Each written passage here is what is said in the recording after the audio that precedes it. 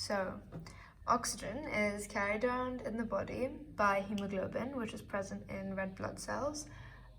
It has a quaternary structure of protein, which means that it has more than one polypeptide chain, and in this case it has 4, and it's a globular protein. And it has a heme group attached to each polypeptide chain, which has an iron, so like a Fe, iron.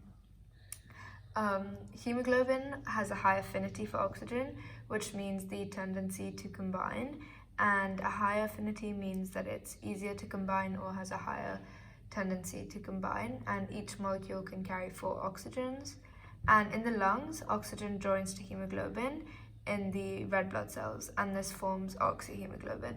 So the hemoglobin, Hb, plus oxygen, O2, becomes oxyhemoglobin.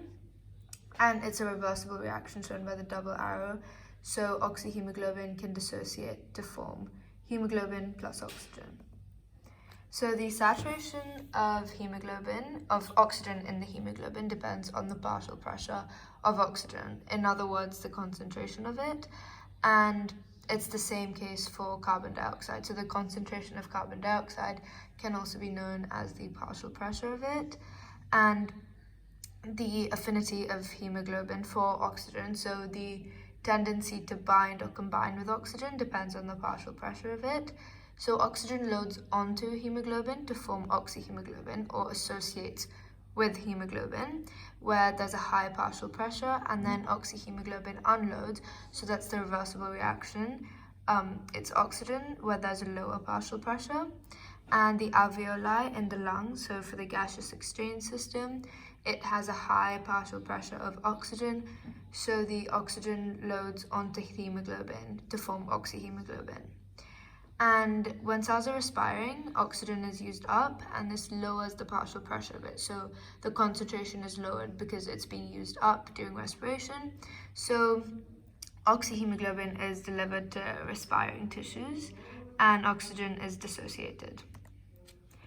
So this is the dissociation curve for the affinity of oxygen, and it's in sort of like an S shape, also known as a sigmoid shape, because when the hemoglobin combines with its first oxygen molecule, the shape alters or almost induces in a way that it is easier for other molecules to join as well. However, it becomes more saturated, so like applying the collision theory, it's less likely, or there's a lower likelihood of oxygen combining. And when the graph becomes steeper, there is a higher affinity, and when it becomes shallower, there's a lower affinity. When it's steeper, the small change in the partial pressure of the oxygen induces a big change in the amount of oxygen carried by the hemoglobin.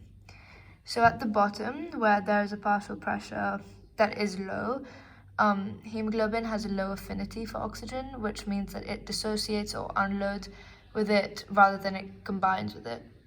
So that's why there's a lower concentration or partial pressure of oxygen. And then on top, where there's a partial pressure that's high in the lungs, hemoglobin has a higher affinity for oxygen, so it readily associates with it. And if you can see, it never reaches exactly 100, and that's probably because of residual air.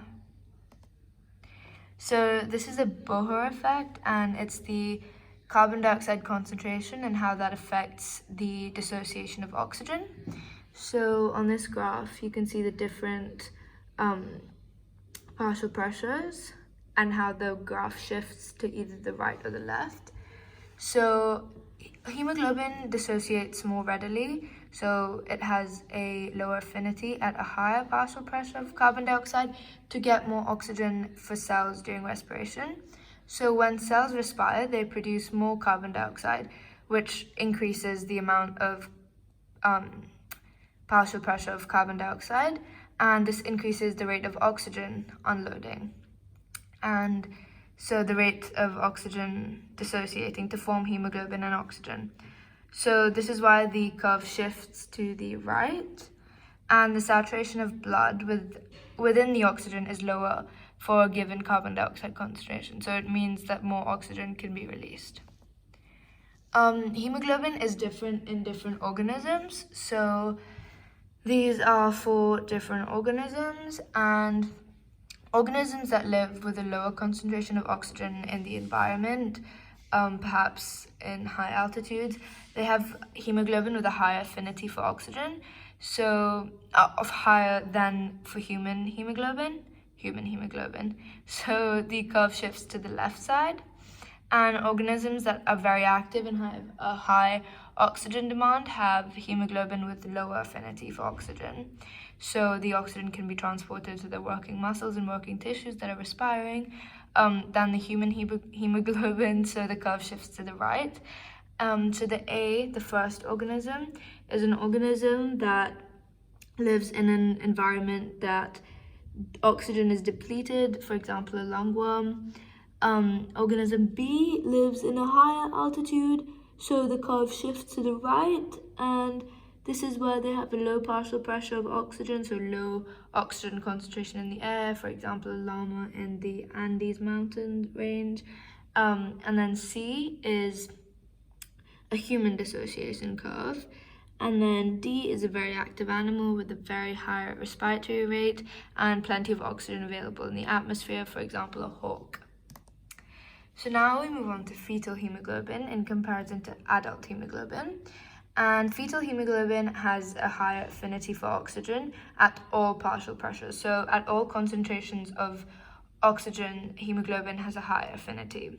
Of course, as the partial pressure increases, the affinity also increases, but this is just an overall higher one, so the curve does shift to the left.